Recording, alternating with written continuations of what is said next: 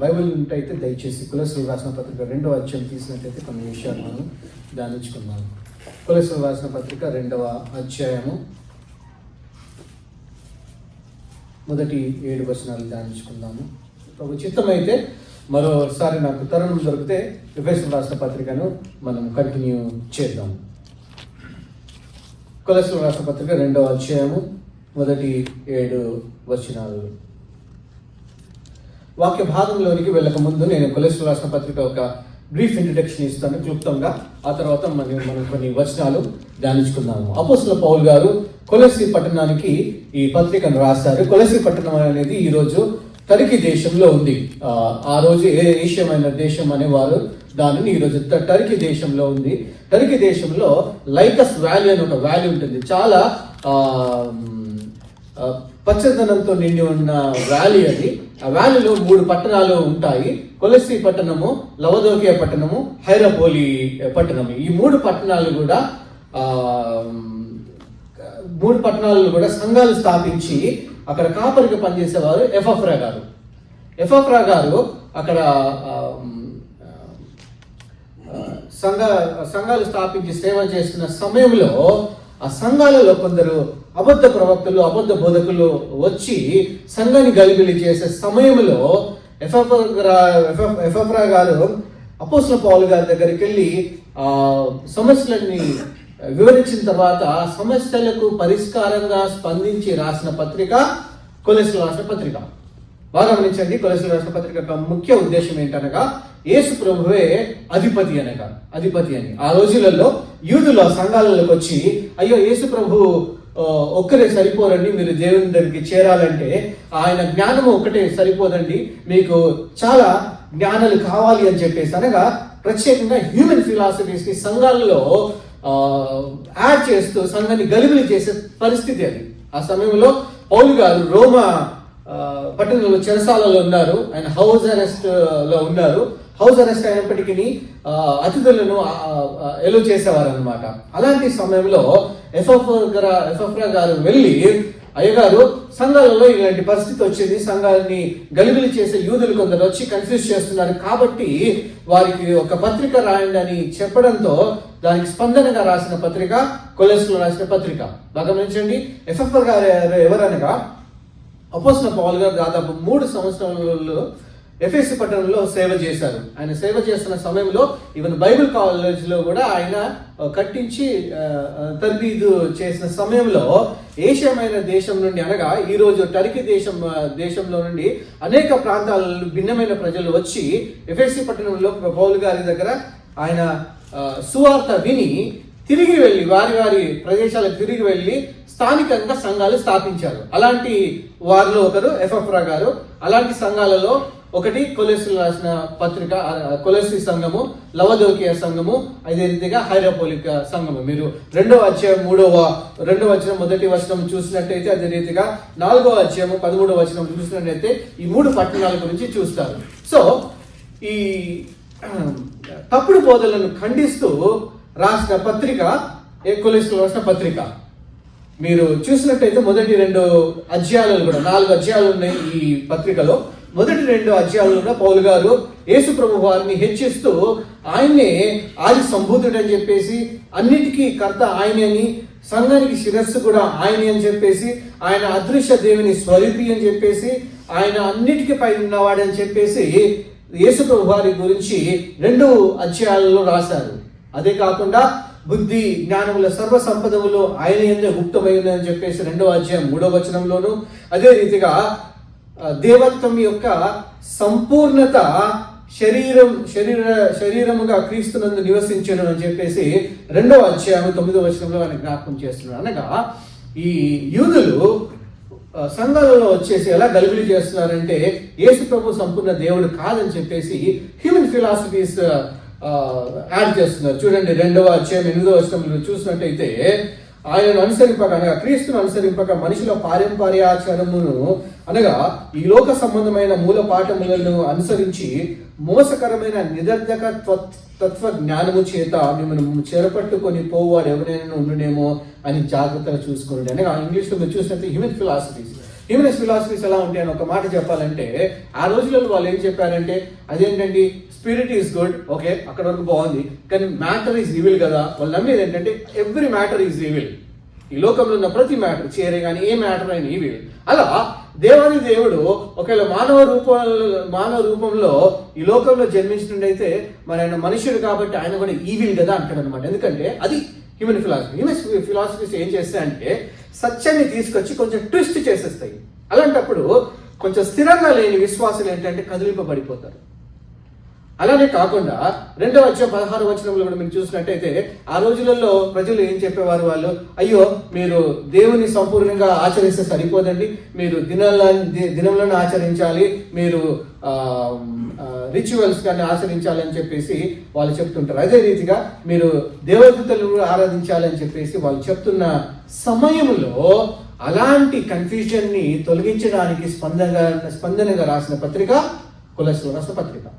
Okay, ఆ పత్రికను తూకిక అని ఆయనతో పంపిస్తాడు. జస్ట్ ఇంకో ఇంట్రడక్షన్, మీకు ఒక అడిషనల్ పాయింట్ చెప్పాలంటే, ఫిలోమోను రాష్ట్ర పత్రిక మనం చదువుతాం కదా, ఫిలోమోను కూడా ఈ పట్టణ వాసుడే. ఒనేసిము అని ఒక జీత సర్వెంట్ ఉండేవాడు, మనకు తెలిసిన స్టోరీ. అదంతా ఎపిసోడ్ కూడా జరిగింది ఈ కొలస్సీ రాసిన పత్రికలోనే. సరే, అది ఆ ఇంట్రడక్షన్తో మనము 2వ అధ్యాయము మొదటి 7 వచనాలు మనము ధ్యానించుకుందాము. లోనికి మనం వెళ్ళక ముందు అపోస్తలుడైన పౌలు గారు ఒక గొప్ప భక్తుడు, దాంట్లో సందేహం లేదు. దేవుని విషయంలో చాలా సేవ చేశాడు. ఆయన సేవ చేసినంత వరకు కూడా ఎవరు కూడా మనము సేవ చేసినట్టుగా చూడము. ఆయన సంఘాలంటే ఎంతో భారము. దాదాపు 13 పత్రికలు ఆయన రాశారు. ఎన్నో సంఘాలను కట్టడానికి ఆయన సహాయం చేశారు. సంఘాలను కట్టడానికి కాకుండా సంఘాల పట్ల బహుభారము కలిగిన వ్యక్తి అపోస్తలుడైన పౌలు గారు. ఈ సంఘానికి ఈ పత్రిక రాస్తూ ఆయన కొన్ని విషయాలు జ్ఞాపకం చేస్తాడనగా, వీరి యొక్క విశ్వాసము, ప్రేమ, నిరీక్షణ చాలా బాగుందని మొదటి అధ్యాయంలో ఆయన రాస్తూ సంఘస్థులు ఎంతగానో అభివృద్ధి చెందవలసిన అవసరం ఉంది అని కొన్ని వచనాలు 2వ అధ్యాయంలో మొదటి 7 వచనాలను ఆయన జ్ఞాపకం చేస్తాడు. మనం బాగా గమనించాలి, క్రైస్తవ జీవితంలో మన విశ్వాస యాత్ర కొనసాగిస్తున్న సమయంలో మనం ఏ స్టేజ్లో ఉన్నాను సరే, మనం ఇంకా ఎంతగానో ఎదగాల్సిన అవసరము ఉంది. దాంట్లో సందేహం లేదు. మన విశ్వాసంలో, మన నిరీక్షణలో మనము ఎంతగానో ఎదగవలసిన అవసరం ఉంది.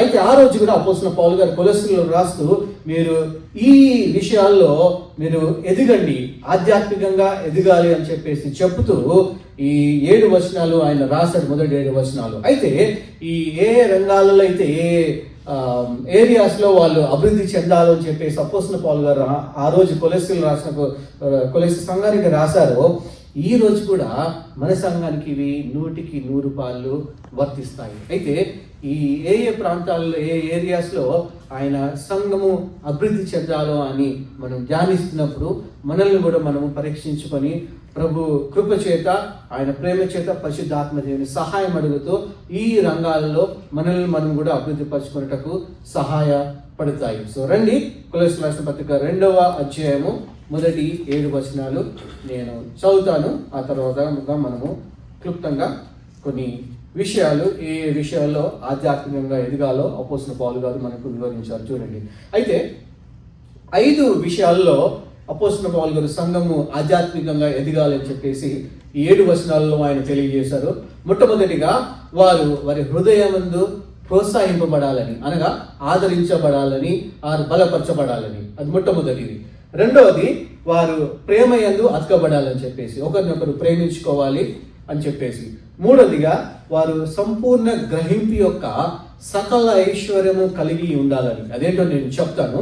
నాలుగవదిగా, క్రీస్తుతో వారి నడత కొనసాగించాలని చెప్పేసి ఆయన. ఐదవదిగా, కృతజ్ఞతాస్తుతులు చెల్లించుటయందు వాళ్ళు విస్తరించాలని. సో 5 విషయాలు మనం క్లుప్తంగా ధ్యానించుకుందాం. మొట్టమొదటిగా, వారి హృదయమందు ప్రోత్సహింపబడాలి, లేదంటే బలపరచబడాలి. రెండవదిగా, వారు ప్రేమయందు అతకబడాలి. మూడవదిగా, వారు సంపూర్ణ గ్రహింపు యొక్క సకల ఐశ్వర్యం కలిగి ఉండాలి. నాలుగవదిగా, క్రీస్తుతో వారు నడవాలి. ఐదవదిగా, కృతజ్ఞతాస్తుతులు చెల్లించుటయందు వారు విస్తరించాలని చెప్పేసి 5 విషయాలు మనకు తెలియజేస్తారు. మీరు గమనించండి, ఇంగ్లీష్ భాషలు మీరు చూసినట్టయితే ఈ సీక్వెన్స్ ఉంటుంది అనమాట. ఇలా మీరు మొట్టమొదటిగా మీరు హృదయం ముందు బలపరచబడాలి అని చెప్పేసి. గ్రీకు భాషలో కూడా అదే ఉంటుంది. మొట్టమొదటిగా ఆయన హృదయాన్ని ఫోకస్ చేస్తాడు. ఎందుకు హృదయాన్ని ఫోకస్ చేస్తాడు, ఎందుకు మీరు హృదయం ముందు బలపరచబడాలి అంటే, మీకు తెలిసిన విషయం ఏంటనగా, సాతానుడు ఒక విశ్వాసిని అటాక్ చేస్తున్నప్పుడు ఎక్కడ అటాక్ చేస్తాడండి? మొట్టమొదటిగా ఆయన మైండ్ని అటాక్ చేస్తాడు కదా, ఆయన హృదయాన్ని అటాక్ చేస్తాడు. మీరు ఎంత స్థిరంగా ఉన్నారో మీరు తెలుసుకోవాలంటే, మీ హృదయం అందు అనగా మీ అంతరంగ పురుషుని యందు మీరు ఎంత స్థిరంగా ఎంత బలంగా ఉన్నారో మీరు చూసినట్టయితే దాని ద్వారా మిమ్మల్ని పరీక్షించగలుగుతారు. మీరు హృదయం అందు ఎంత బలవంతులు అని. ఎందుకంటే సాధారణంగా ఈ జీవిత యాత్ర మనం కొనసాగిస్తున్న సమయంలో అందరికీ కూడా సమస్యలు వస్తాయి కదా, శోధనలు వస్తాయి, బాధలు వస్తాయి, వేదనలు వస్తాయి. భిన్నమైన మనుషులు ఒకే రకమైన సమస్యలకు భిన్నంగా స్పందిస్తారు కదా. చాలా మందికి కొందరికి ధైర్యం ఎక్కువ ఉంటుంది, క్రైస్తవులకు కదా, అన్యులకు కూడా. సమస్య ఒక రీతికి వచ్చినప్పటికీ వాళ్ళ స్పందన మాత్రం భిన్నంగా ఉంటుంది. ఆ స్పందన దేనికి ఆధారమై ఉంటుందనగా వారి హృదయాన్ని బట్టి, వాళ్ళ హృదయంలో ఎంతగా బలపరచబడ్డారో దానిని బట్టి. అందుకే అపోస్తలుడైన పౌలు గారు హృదయాన్ని జ్ఞాపకం చేస్తూ ఆయన ఏమన్నాడంటే, మీరు హృదయం ముందు బలపరచబడాలి అని చెప్పేసి అంటారు. చూడండి 2వ అధ్యాయం 1వ వచనము చదువుతాము. 2వ అధ్యాయం 1వ వచనము. మీ కొరకును లవదోకియ వారి కొరకును శరీర రీతిగా నా ముఖము చూడని వారందరి కొరకును నేను ఎంతగా పోరాడుచున్నానో మీరు తెలుసుకుని కోరుచున్నాను అంటూ ఆయన రాస్తున్నాడు. నేను చెప్పాను కదా, ఈ పత్రిక ఆయన 3 సంఘాలకు రాశారు. ఒకటి కొలెస్సీ సంఘానికి, రెండోది లవదోకియ సంఘానికి, మూడోది హైరపోలిక సంఘానికి. కొన్ని ప్రాచీన వర్షన్స్లో హైరపోలి అనే మాట కూడా ఉంది. 2వ అధ్యాయం 1వ వచనంలో ఈ వర్షన్స్లో రాలేదు. కానీ 4వ అధ్యాయం మీరు చూసినట్టయితే హైరపోలి సంఘాన్ని క్లియర్గా రాశారు. నేను చెప్పాను కదా, అపోస్తలుడైన పౌలు గారు కొలెస్సీ పట్టణాన్ని ఎప్పుడు కూడా దర్శించలేదు. అందుకే అంటాడు, నా ముఖము చూడని వారందరికీ నేను ఎంతగానో ప్రయాసపడుచున్నాను అని చెప్పేసి అని రాస్తున్నాను. ఎందుకంటే సంఘం స్థాపించింది ఎఫ్రా గారు. అపోస్తలుడైన పౌలు గారికి ఎఫ్రా గారు ముఖ పరిచయం ఉందే కానీ సంఘము పరిచయం లేదు. ఆయనను వారి కొరకు ఆయన ఎంతగానో ప్రయాసపడుచున్నాడు అని చెప్పేసి అని రాస్తున్నాడు. ఏ విషయంలో ప్రయాసపడుతున్నాడు? అయ్యో, ఇంత చక్కని సంఘము, ప్రేమ, నిరీక్షణ, విశ్వాసంలో ఎదిగే సంఘము అన్యుల ద్వారా, ప్రత్యేకంగా కొందరు కల్పితమైన యూదుల ద్వారా కన్ఫ్యూజ్ అయిపోతుంది. వాళ్ళు ఇచ్చే ఫిలాసఫీస్ ద్వారా, వారు ఇచ్చే సొంత జ్ఞానం ద్వారా, తత్వ జ్ఞానం చేత బాధపడుతున్నారు అన్న విషయాన్ని ఆయన జ్ఞాపకం చేస్తూ వారితో బాధపడుతున్నారు. ఆయన ఆ విషయంలో ఆయన ప్రయాసపడుచు పోరాడుచున్నాడు. ఇంకే విషయాలు ఆయన ప్రయాసపడుచున్నాడు, పోరాడుచున్నాడు అని ఈ 2వ అధ్యాయంలో రాయలేదు. కానీ మన కొరింథీయులకు రాసిన పత్రిక, కొన్ని పత్రికలను మనం చూస్తాం కదా, ఆయన ఎంతగానో సంఘాల కొరకు ప్రయాసపడ్డాడు. ఆయన ఎన్నోసార్లు కొరడలతో దెబ్బలు తిన్నాడు, రాళ్లతో దెబ్బలు తిన్నాడు. ఆయన ఎన్నోసార్లు ఆయన ఓడలు ప్రయాణిస్తున్నప్పుడు ఓడ పగిలి పాపం ఆయన మునిగిపోయే ప్రయాసం కూడా వచ్చింది. సంఘాల పట్ల ఎంతో భారం కలిగి కన్నీటితో ఆయన దినదినము గడిపిన సమయాలు ఉన్నాయి. ఆ రీతిగా ఆయన ప్రయాసపడ్డాడు. అయితే ఇంకే రీతిగా ఆయన ప్రయాసపడ్డాడో ఇంకా వివరణ రాయలేదు. కానీ వారు ఏ విషయాల్లో ఎదగాలో ఆ విషయాలు కొన్ని రాశాడు. చూడండి 2వ అధ్యాయము 2వ వచనము చివరి భాగంలో, మీరు తెలుసుకొనగోరుచున్నాను, వారు ప్రేమయందు అతుకబడి సంపూర్ణ గ్రహింపు యొక్క సకల ఐశ్వర్యము కలిగిన వారై దేవుని మర్మమై ఉన్న క్రీస్తును స్పష్టముగా తెలుసుకున్న వారై తమ హృదయంలో ఆదరణ పొందవలని వారందరి కొరకు పోరాడుచున్నాను. మీరు తెలుగు భాషలో చూసినట్టయితే వారి హృదయాలలో ఆదరణ పొందాలని చెప్పేసి ఆయన అంటున్నాడే. కానీ ఇంగ్లీష్ భాషలో మీరు చూసినట్టయితే స్ట్రెంగ్తన్ అండ్ వాట్ అని అపోస్తలుడైన పౌలు గారు రాశారు. చూడండి, అంటే తర్జుమా చేయబడింది. జనరల్గా ఆయన గ్రీక్ భాషలో రాశారు. ఆ గ్రీక్ భాషలో రాసిన మాటకు ఆదరణ కూడా సరి అయిన ట్రాన్స్లేషనే. స్ట్రెంగ్తన్ అని అనగా బలపరచబడాలని కూడా అది సరి అయిన ట్రాన్స్లేషనే. అదే రీతిగా వారు ప్రోత్సహింపబడాలని కదా, మనందరికీ కూడా ప్రోత్సాహం అవసరం లేని వారు ఉన్నారా? ఎవరు కూడా ఉండరు. అయితే ఎందుకు ఆయన మొట్టమొదటిగా హృదయాన్ని ఫోకస్ చేశాడు? గ్రీక్ భాషలో ఈ హృదయం అనేది పైన రాయబడింది అనగా సీక్వెన్స్లో. మొట్టమొదటిగా వాళ్ళు చేయాల్సింది ఏంటంటే, మీరు మీ హృదయమందు బలపరచబడాలని ఆయన ప్రార్థిస్తున్నాడు. ఎందుకు ఆయన హృదయాన్ని అంతగా ఫోకస్ చేస్తున్నాడని మీరు చూసినట్టయితే సామెతలు గ్రంథము 4వ అధ్యాయం 23వ వచనం మనకు తెలుసు కదా, నీ హృదయంలో నుండి జీవాధారాలు బయలుదేరును కాబట్టి అన్నిటికంటే ముఖ్యంగా నీ హృదయంను భద్రంగా కాపాడుకుంటున్నాను. Out of the heart comes the issues of life అనగా every feeling, every thought, every intentions comes from heart. అయితే అందుకే మీరు హృదయాన్ని జాగ్రత్తగా కాపాడుకొనుడి అని చెప్పేసి అపోస్తలుడైన పౌలు గారు ఒకసారి జ్ఞాపకం చేస్తున్నారు. అసలు కొంచెం లోతుగా వెళితే హృదయం అంటే ఏంటి కదా, మనకు తెలిసిన మట్టుకు ఏంటంటే హృదయం అనేది ఒక వ్యక్తి యొక్క ఆంగ్ల భాషలో ట్రాన్స్లేషన్స్ చూస్తే హృదయం అనేది ఒక వ్యక్తి యొక్క భావోద్వేగాలే కానీ ప్రేరణలే కానీ సంకల్పాలను సూచిస్తుంది. అంటే persons emotions, intentions, wills are described by heart. Heart అంటే అది కదా, నాట్ ద ఫిజికల్ ఆర్గన్ కాదు హార్ట్ అంటే. జనరల్గా హార్ట్ అంటే మీరు ఏంటి ఇన్నర్ పర్సన్గా, మీ ఇమోషన్స్ ఏంటి, మీ విల్ ఏంటి, మీ ఇంటెన్షన్స్ ఏంటి సూచించేది హార్ట్, హృదయం. అయితే మీరు హీబ్రూ భాషలో హృదయాన్ని గమనించినట్లయితే చాలాసార్లు పాత నిబంధన గ్రంథంలో హృదయం అనే మాట ఉంది. హృదయం అనే మాట హీబ్రూ భాషలో మీరు చూసినట్టయితే 2 విషయాలు మీరు చూడగలుగుతారు, 2 ఆర్గన్స్. ఒకటేమో హృదయము అనగా ఈ ఇంటెన్షన్స్, ఈ విల్, ఈ ఇమోషన్సే కాకుండా మన ప్రేగులను, ఈ బౌల్స్ని కూడా సూచిస్తుంది అన్నమాట. చాలా స్క్రిప్చర్ క్వశ్చన్స్ మనకు ఉన్నాయి, కొన్ని నేను చదువుతాను. కానీ ఎందుకంటే జనరల్గా ఇమోషన్సే కానీ ఫీలింగ్సే కానీ మన ఇంటెన్షన్స్ ఏంటండి, these are the responses to what is happening in our heart కదా.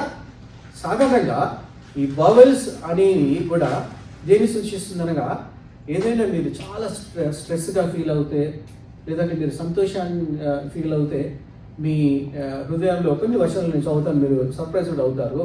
ఏదైనా యూనిక్ ఫీలింగ్స్ కలగాలంటే మొట్టమొదటిగా స్పందించే అవయవం ఏంటో తెలుసా అండి? పేగులు, బోవెల్స్ కదా. మనం చిక్కరి గిల్లు పెడతాం కదా, ఎక్కడ పెడతామండి? కరెక్ట్ ఇక్కడ. ఎందుకో తెలుసా అండి?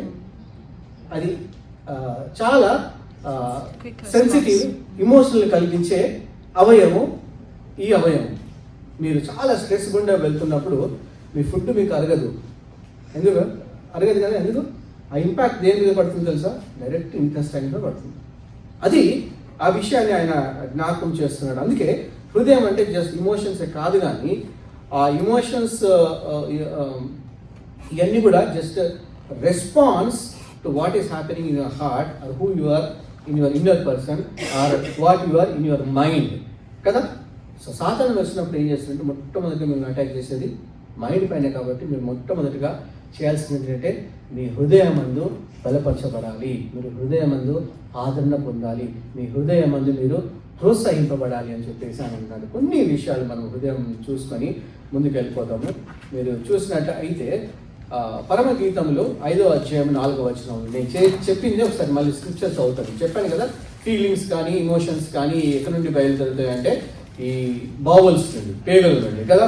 పరమగీతంలో 5వ అధ్యాయం 4వ వచనంలో, తలుపు సందులో నా ప్రియుడు చేయి ఉంచగా నా అంతరంగము అతని ఎడల జాలి గొనెను.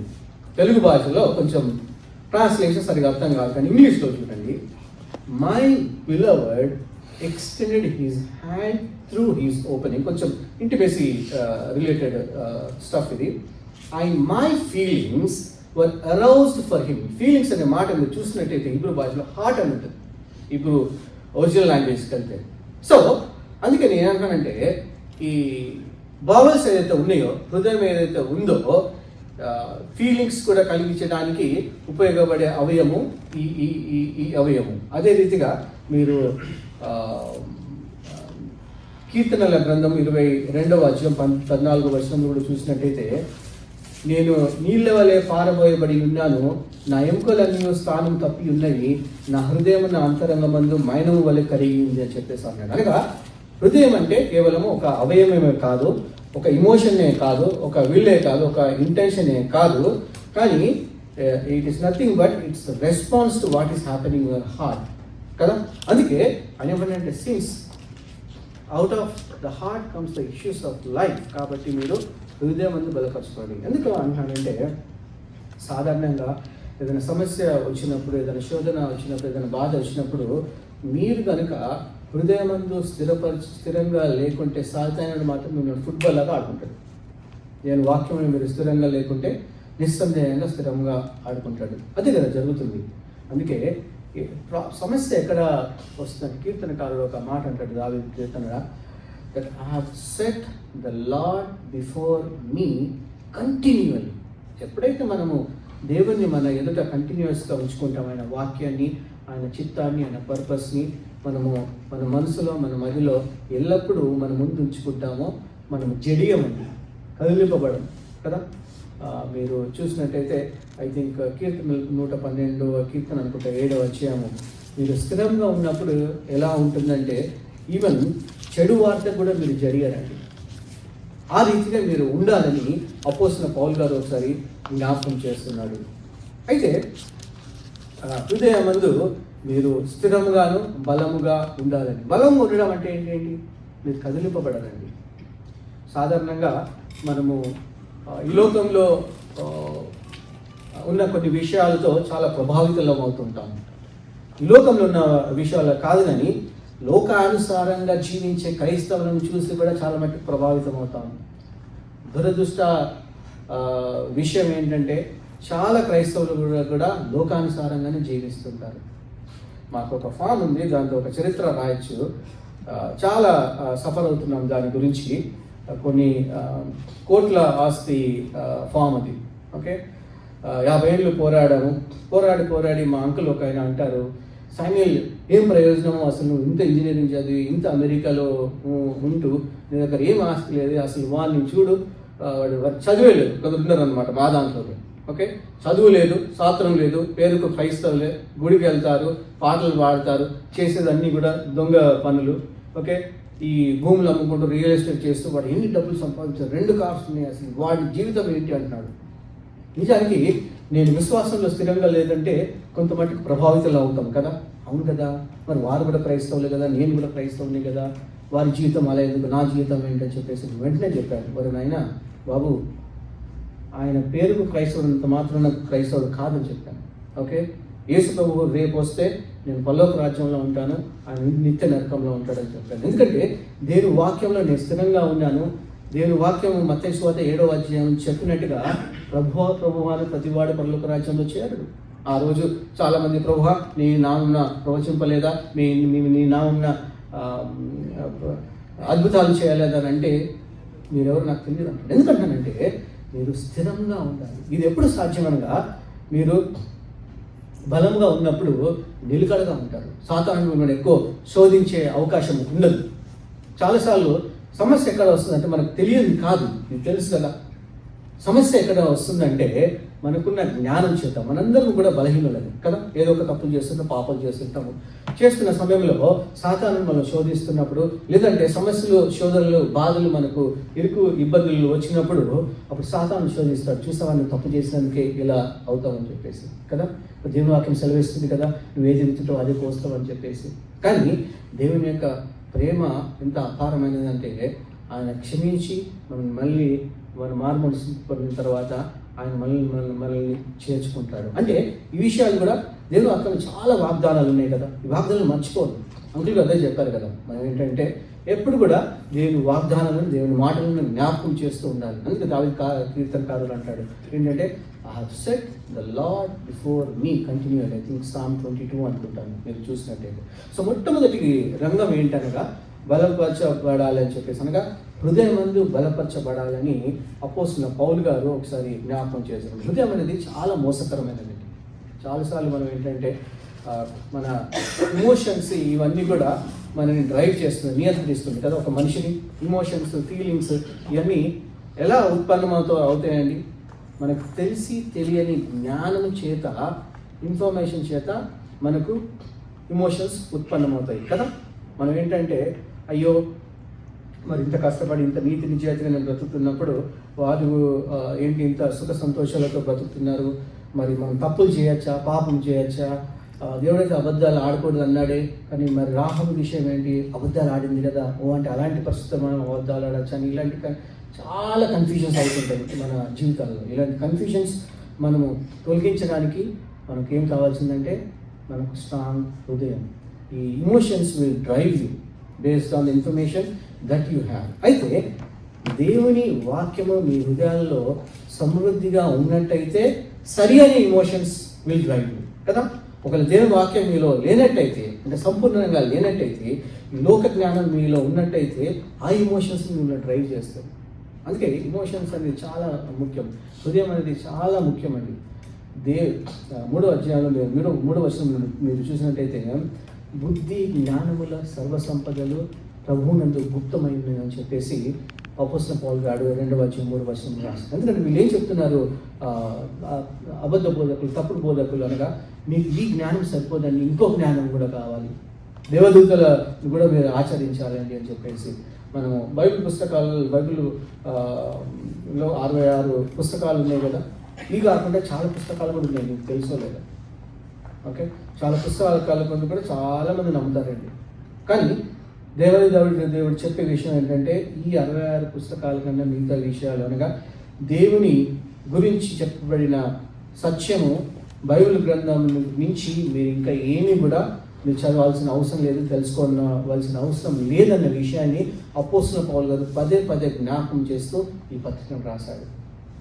సో మొట్టమొదటిగా మీరు ఎక్కడ అభివృద్ధి చెందాలి అనగా మీ హృదయం అభివృద్ధి చెందాలి. లేదంటే సైతాను మిమ్మల్ని ఫుట్బాల్ లాగా ఆడుతుంటాడు, దాంట్లో సందేహం లేదు.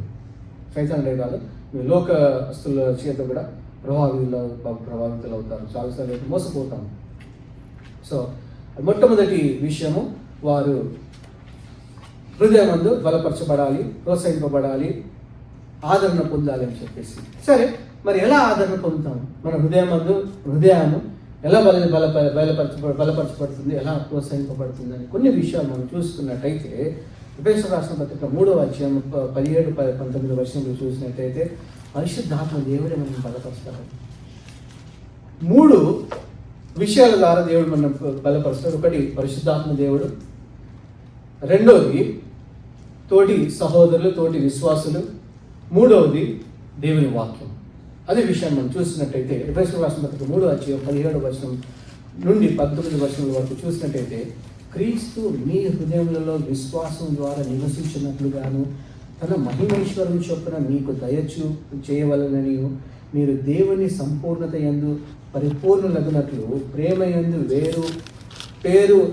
వేరు పారి స్థిరపడి సమస్త పరిశుద్ధులతో కూడా దాని వెడల్పు, పొడుగు, లోతు, ఎత్తు ఎంతో గ్రహించుటకును సహాయపడుతుంది. ఎలా అనగా పరిశుద్ధాత్మ దేవుని సహాయం వలన.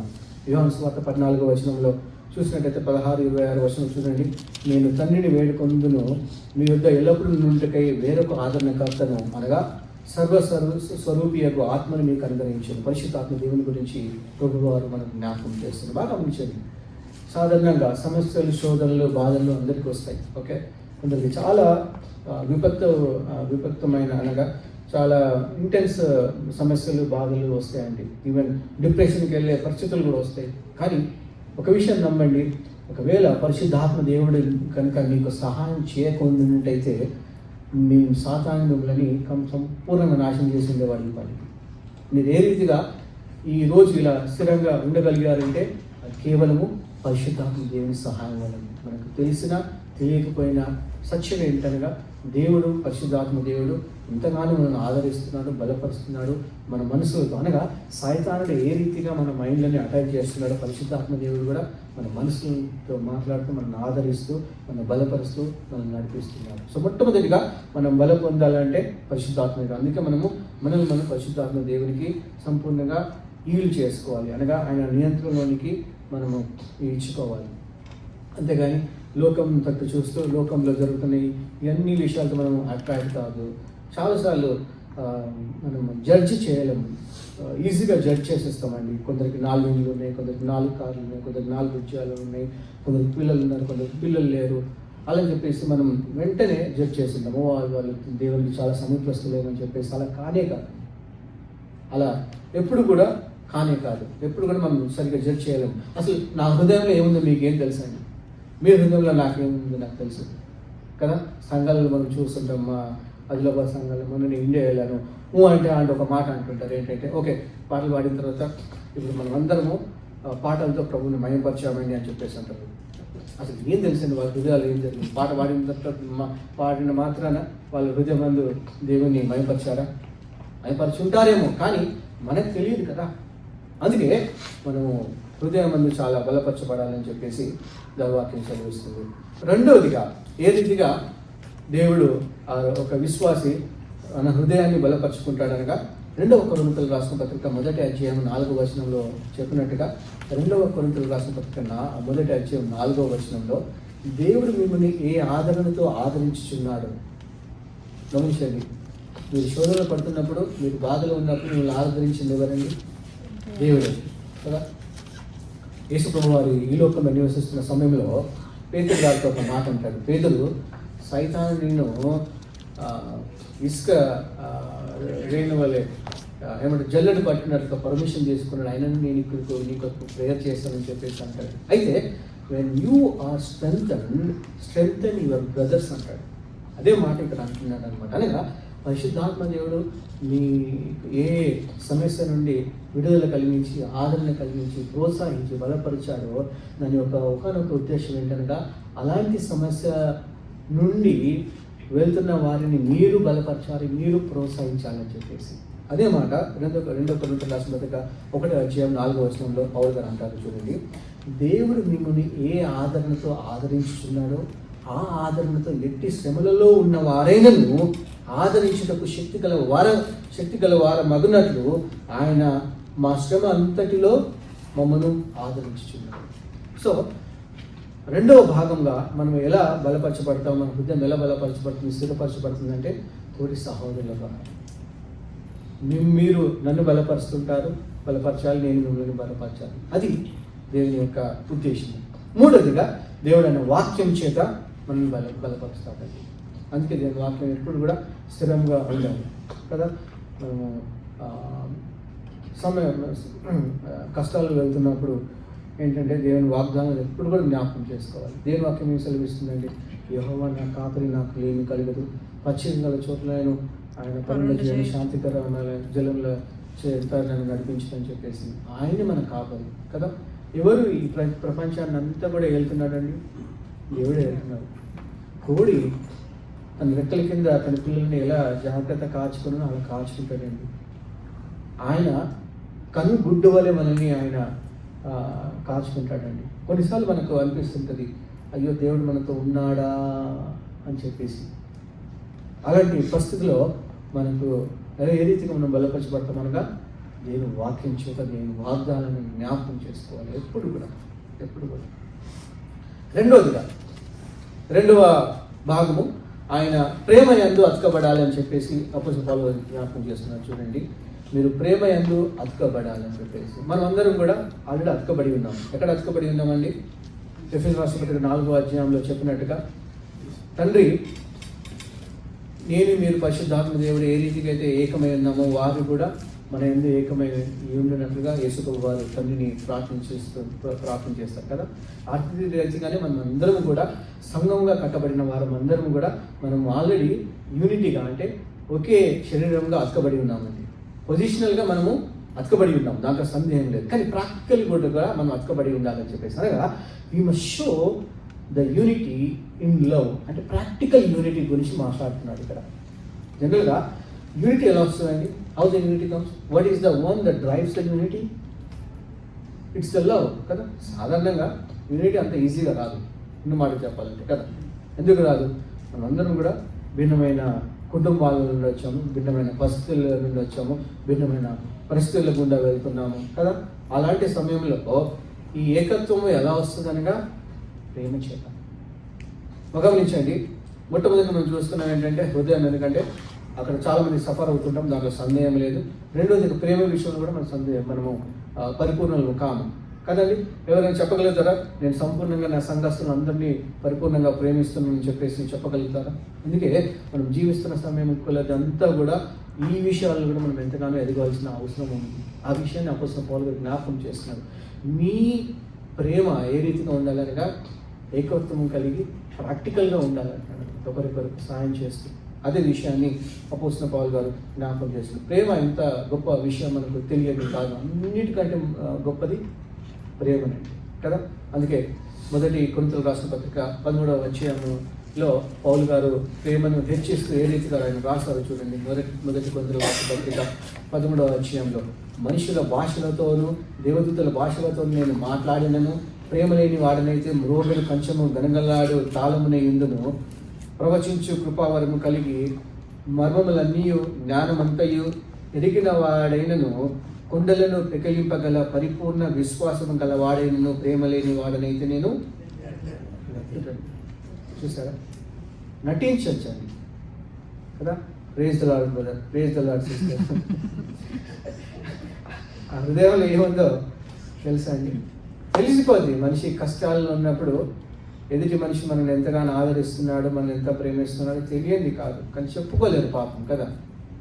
కానీ అలాంటి వారు మనం ఉండకుండా ప్రేమ యందు ఎదగాలి, ఒకరికొకరు ప్రేమ యందు మనము ఆదరించుకోవాలి, ఒకరినొకరు పరామర్శించుకోవాలనే విషయాన్ని అపోస్తలుడైన పౌలు గారు ఒకసారి జ్ఞాపకం చేస్తున్నారు. మూడవదిగా మీరు చూసినట్టయితే సంపూర్ణ గ్రహింపు యొక్క సకల ఐశ్వర్యము కలిగిన వారే ఉంటారు. ఇది చూడండి, ఏంటి దీని అర్థం ఏంటి? సంపూర్ణ గ్రహింపు యొక్క సకల ఐశ్వర్యము గలవారే ఉంటారు. గ్రహింపు అంటే ఏంటి? ఇప్పుడు 3 విషయాలు ఉన్నాయి. కొలస్సీయులకు రాసిన పత్రిక 2వ అధ్యాయంలో మీరు చూసినట్టయితే మొదటి అధ్యాయంలో అపోస్తలుడైన పౌలు గారు అంటాడు ఏంటంటే, ఈ divides all 3 things: knowledge, wisdom and understanding. జ్ఞానము, వివేచన, గ్రహింపు 3 కూడా వేరు కదా. జ్ఞానం అనగానే ఏంటి? ఇన్ఫర్మేషన్. వివేచన అనగా ఏంటి? మీరు సరియైన రీతిలో అవసరాన్ని బట్టి ఆ జ్ఞానాన్ని వాడుకోవడం అని వివేచన. గ్రహింపు అంటే ఏంటి? అండర్స్టాండింగ్. అదే అంటే అండర్స్టాండింగ్ అంటే ఏంటి? ఆ జ్ఞానాన్ని అంటే ఏ పరిస్థితుల గుండా మీరు వెళ్తున్నారో, ఏ డాక్టరీని తీసుకున్న, ఏ విషయాన్ని తీసుకున్నా మీకు గ్రహింపు అనగా ఏం జరుగుతుందో తెలియాలి కదా. ఇప్పుడు ఒక శత్రువు యుద్ధంకి వస్తున్నాడు అనుకోండి, ఫర్ ఎగ్జాంపుల్ సాతాను మీరు అటాక్ చేస్తున్నాడు అనుకోండి. ఓకే, అటాక్ చేస్తాడనే విషయం మీకు తెలుసు. అటాక్ చేసిన తర్వాత మరి ఏం చేయాలో కొన్నిసార్లు మనకు తెలుస్తుంది. కానీ ఈ అటాక్ చేస్తున్న సమయంలో ఆయన వస్తున్నాడు, ఈ రీతిగా చేస్తాడని గ్రహింపు మనకు ఉండాలి కదా. అయితే ఇక్కడేమంటున్నాడు? మీరు సంపూర్ణ గ్రహింపు గలవారి, గ్రహింపు యొక్క సకల ఐశ్వర్యము కలిగిన వారి. ఐశ్వర్యం అనేది ఏంటంటే రిచ్నెస్ కదా. ఏ ఐశ్వర్యం గురించి మాట్లాడుతున్నాడు? అన్ని జ్ఞానం యొక్క ఐశ్వర్యం అనగా శోధలే కానీ, బాధలే కానీ, భార్య భర్తలో కాపుర విషయంలో కానీ, మీ ఫినాన్సెస్ ఎలా మేనేజ్ చేయాలో ఆ విషయంలో కానీ, సంఘంలో ఎలా సేవ చేయాలో ఆ విషయంలో కానీ, ప్రభు యొక్క చిత్తాన్ని మీరు తెలుసుకునే విషయంలో కానీ, ఏ విషయంలో కూడా మీరు ఏంటంటే గ్రహింపు గలవారి ఉండాలి. ఆ గ్రహింపు కూడా ఎలా ఉండాలి అనగా సంపూర్ణ గ్రహింపు గలవారి ఉండాలి అంటున్నాడు అనమాట. అంటే మీకు దేవుని యొక్క సత్యం ఎలా తెలిసి ఉండాలంటే సంపూర్ణ నిశ్చయతతో తెలిసి ఉండాలి అంటున్నాడు అనమాట. సత్యం తెలియడం ఒక ఎత్తు అయితే, సంపూర్ణ నిశ్చయతతో సత్యం తెలియడం ఇంకో ఎత్తు. అప్పుడే కదా నేను చెప్పాను కదా ఇందాక ఎగ్జాంపుల్, డీప్ కాన్ఫిడెన్స్, కన్విక్షన్స్ ఉండాలి.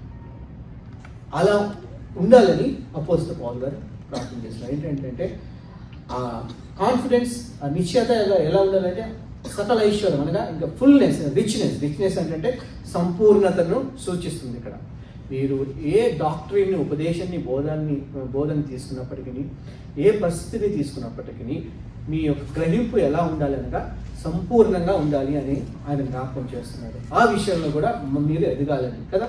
3 విషయాలు మనం చూస్తున్నాం ఇప్పటి వరకు. హృదయం బలపరచబడాలి, ఎందుకంటే సర్వసాధారణంగా ఎంతో కొంత బలహీనత మన అందరిలో ఉంటుంది, దాంట్లో సందేహం లేదు కదా. రెండోదిగా ప్రేమ యందు మీరు అతకబడాలని చెప్పేసి అనగా మీ ప్రేమ ఎలా ఉండాలి అనగా ప్రాక్టికల్గా ఉండాలి, ఒకరికొకరి ప్రేమను కనపరుచుకోవాలి అని చెప్పేసి. ఎందుకంటే ఆ విషయంలో కూడా మనం ఎంతగానో ఎదగాల్సిన అవసరం ఉంది, దాంట్లో సందేహం లేదు.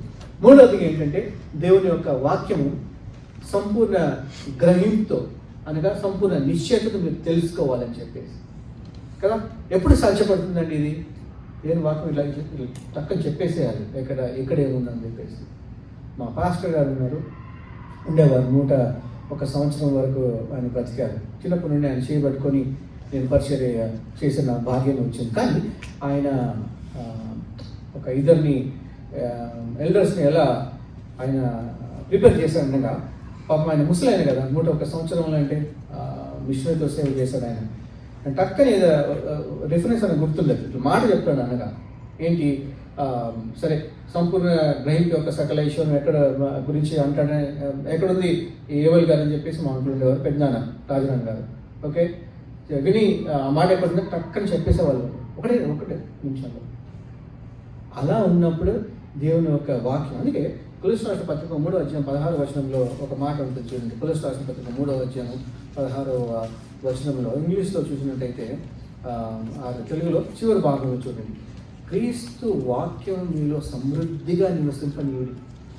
కదా, ఎవరైనా పెళ్లి కాలేదనుకోండి, పిల్లలు పుట్టట్లేదు, ఉద్యోగం రావట్లేదు, క్యాన్సర్ వచ్చింది అని చెప్పేసి ఎవరైనా మీకు ఫోన్ చేస్తే వెంటనే మీరు దేవుని వాక్యంలో నుండి తీసి వాళ్ళని ఆదరించగలుగుతారా? ఎప్పుడు ఆదరించగలుగుతారనగా దేవుని వాక్యం సర్వ సమృద్ధిగా మీలో నివసించినప్పుడే కదా.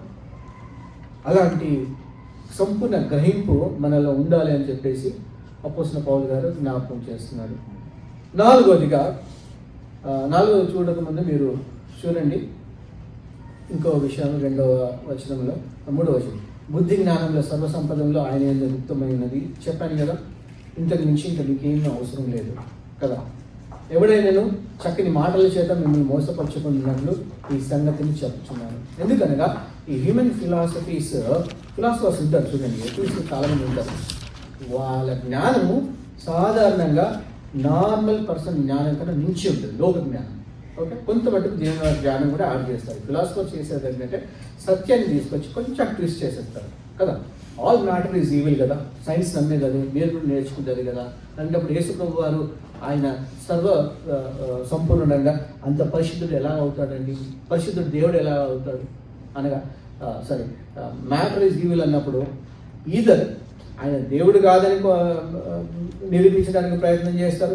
ఎందుకంటే దేవుడు మరి మానవ రూపం ఎలా ధరిస్తాడండి, మానవుడు పాపి కదా, ఈవిల్ కదా, కానీ దేవుడు కాదని చెప్పేసి. కొందరేమో ఆయన దేవుడే కానీ ఆయన నరరూపిగా జీవించలేదని చెప్పేసి కొందరు, అలా ఆయనకు నర మాంసం లేదని చెప్పేసి ఇలాంటి ఫిలాసఫీస్ చేసేసి, అనగా ఫిలాసఫీ చేసేది ఏంటంటే will bring the truth and twist it.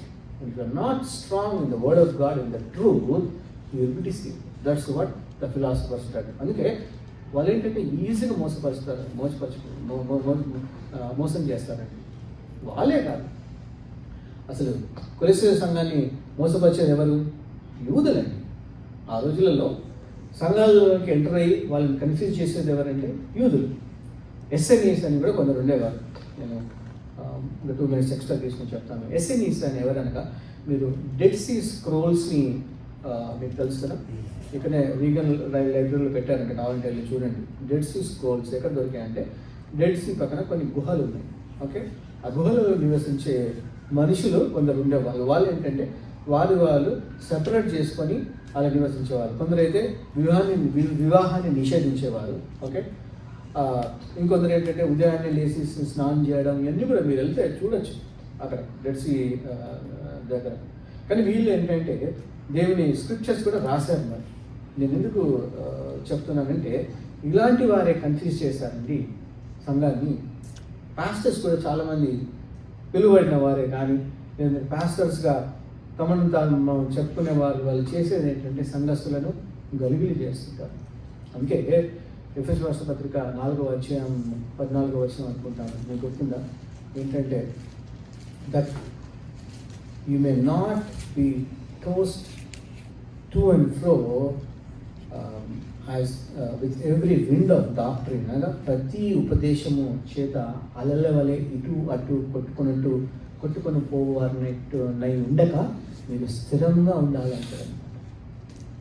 దేవవాక్యం చాలా డీప్గా దాని చాలా సమయం గడపాలండి. అనుకోకుండా ఏంటంటే మనం నివసిస్తున్న సిస్టమ్ ప్రపంచం ఎలా మారిపోయిందంటే, ఒకవేళ మనం ఉద్యోగం చేయకపోతే ఈ దేశంలో బ్రతకలేము. ఉద్యోగం కూడా ఎలా చేయాలంటే కనీసం 8 నుండి 12 గంటల సమయం ఉద్యోగానికి ఇవ్వాలి. మనం చేసే ఐటీ ఉద్యోగాలు కాబట్టి 5 గంటల తర్వాత ఇంటికి వచ్చేసేదో మన ఫ్రీ మైండ్తో మనం పని చేయాలి అంటే కనుక స్ట్రెస్ అయిపోతుంది. అలాంటప్పుడు దేవుని వాక్యం ఎప్పుడు చదువుతామండి, ఎప్పుడు గ్రహిస్తామండి. కానీ ఆయనను మన సత్యం తెలుసుకొని ఏంటంటే మన గురి మాత్రం ఎప్పుడు మనం మర్చిపోదు. 3 విషయాలు మనం చూసుకున్నాము. ఒకటి ఏంటంటే హృదయం బలపరచబడాలి, రెండోదిగా మనము ప్రేమ చేత అతకబడాలి, మూడవదిగా సంపూర్ణ గ్రహింపు యొక్క సకల ఐశ్వర్యం కలిగి ఉండాలని చెప్పేసి, నాలుగవదిగా మనము చూసినట్టయితే 6వ వచనంలో మనం చూస్తుంటాం, కావున మీరు ప్రభు అయిన యేసుక్రీస్తును అంగీకరించిన విధముగా ఆయన వేరు పారడం అంటే ఏంటంటే deep rooted. Okay, you must root deeply in Jesus Christ. Okay, in word of God అని ఆయన జ్ఞాపకం చేస్తూ ఆయన చివరి భాగంలో ఏమంటాడనగా, మీరు క్రీస్తుతో మీ నడతను కొనసాగించడం చెప్పేసి కంటిన్యూ కీప్ వాకింగ్. చాలాసార్లు ఏంటంటే సందేహపడతాము. నేను కూడా కొన్నిసార్లు మినిస్ట్రీకి వచ్చిన తర్వాత ఆలోచిస్తాను, కరెక్టే చేస్తున్నానా, పిల్లల భవిష్యత్తు ఏంటి అని చెప్పేసి కదా. చాలాసార్లు మనం అన్యులను చూస్తూ క్రైస్తవులను చూస్తూ అంటే క్రైస్తవులు పిల్లబడిన క్రైస్తవులు కారణి వారిని చూస్తూ మనం మోసపోతుంటాము. మనం చేసేది మనం ఎంచుకున్న మార్గం కరెక్టేనా, మరి వారు కూడా దేవుని రాజ్యంలోకి చేరుతారు, నేను కూడా దేవుని రాజ్యంలోకి చేరితే మరి వ్యత్యాసం ఏంటని కదా ఇలా కన్ఫ్యూజ్ చేస్తుంటారు. చాలా వ్యత్యాసం ఉంది తెలుసా. దేవుని రాజ్యంలో ఎంటర్ అవుటకు యేసుక్రీస్తును సొంత రక్షకునిగా అంగీకరించి ఆయన వెంబడిస్తే సరిపోతుంది. కానీ ఏ రీతికైతే మనం ఈ లోకంలో జీవిస్తామో దాన్ని బట్టి మనకు బహుమానాలు ఉంటాయి. అందరూ సమానంగా ఉంటారని నాకు సందేహం లేదు, అంత సందేహం లేదు. అది తెలుసుకోవాలి. మోసం చేస్తుంటారండి. అలా మోసపోకూడదని ఈ మాట ఈ పత్రిక రాశారు. ఓకే, చివరిదిగా మీరు కృతజ్ఞతాస్తుతులు చెల్లించడం ఎందుకు కూడా మీరు విస్తరించాలని చెప్పేసి కదా. దేవుని విషయంలో మనం ఎల్లప్పుడూ కృతజ్ఞతాస్తుతులు చెల్లించాలని చెప్పేసి, ఎందుకంటే మనం ఎంతగానో కృతజ్ఞతాస్తుతులు చెల్లించినప్పటికీ మనం ఇంకనూ కొన్ని విషయాల్లో కొద్దిగా అయినే ఉంటామండి కదా. చాలాసార్లు అసలు మనం దేవునికి ఎంతగానో కృతజ్ఞతాస్తుతులు చెల్లించాలనగా మనం జీవితాల్లో శోధనలు వచ్చినా, బాధలు వచ్చినా, ఇరుకులు వచ్చినా, ఇబ్బందులు వచ్చినా, పిల్లలు పుట్టినా పుట్టకపోయినా, ఉద్యోగం ఉన్నా ఉద్యోగం లేకపోయినా, ఏం లేకపోయినా కానీ మనం కృతజ్ఞతాస్తుతులు చెల్లించాలి. ఎందుకనక ఈ లోకం శాశ్వతం కాదు. దేవుడు ఏ కార్యాన్ని మన జీవితాల్లో చేశాడో దానికి మనం అర్హులమే కాదండి, ఇంపాసిబుల్. ఆయన పాపాన్ని ఏ కోణంలో కూడా ఆయన కాంప్రమైజ్ కాదండి. అటువంటి దేవుడు ఆయనను మనం క్షమించాడు. యేసుప్రభులో ఆయన రక్తం చేత మనం కడిగాడు. ఆయనను మనం పడిపోతుంటే ఆయన లేవనెత్తాడు, క్రమశిక్షణలో నడిపిస్తాడు, దాంట్లో సందేహం లేదు. అందుకే మనం కృతజ్ఞతాస్తుతులు చెల్లించాలి కదా.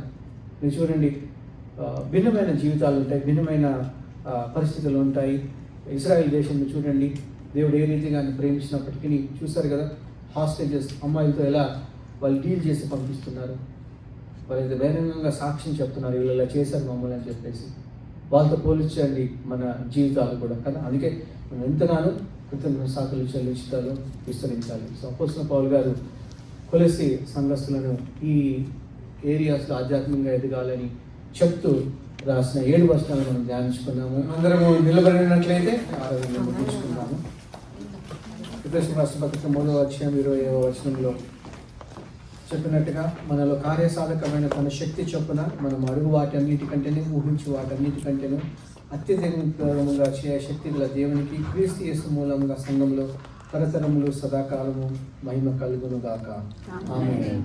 మన తండ్రి అయిన ప్రేమయు కుమారుడైన యేసు ప్రభు వారి కృపయు పరిశుద్ధాత్మకమైన అన్యోన్య సహవాసము ఇప్పుడు ఎల్లప్పుడూ సదాకాలం మనకు తోడై ఉండును గాక. ఆమేన్.